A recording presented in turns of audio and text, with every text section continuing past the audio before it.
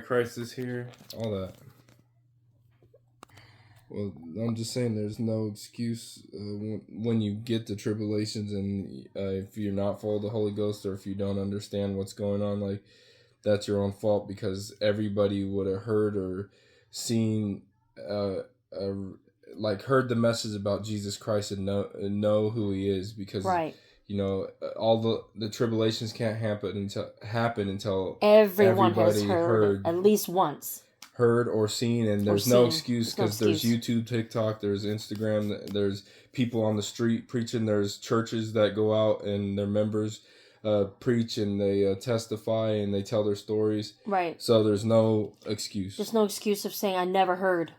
And in the Bible, God goes, well, okay, if you never, let's say you never heard about me. Well, don't you see the trees? Mm-hmm. Don't you see the birds? Don't you see the water and the grass? Who do you think made that? You had to know that somebody made it. And then he also says, okay, fine. If somebody said, no, I truly did not know that there was a God, then he judges you from right and wrong then. Because he goes, you at least know right from wrong. You know what I mean?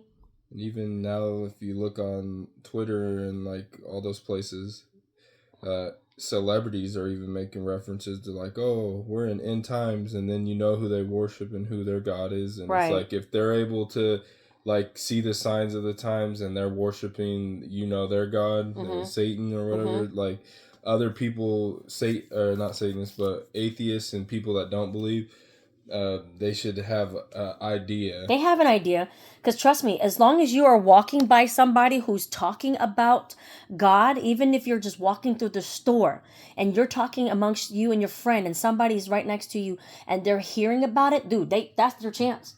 They heard it.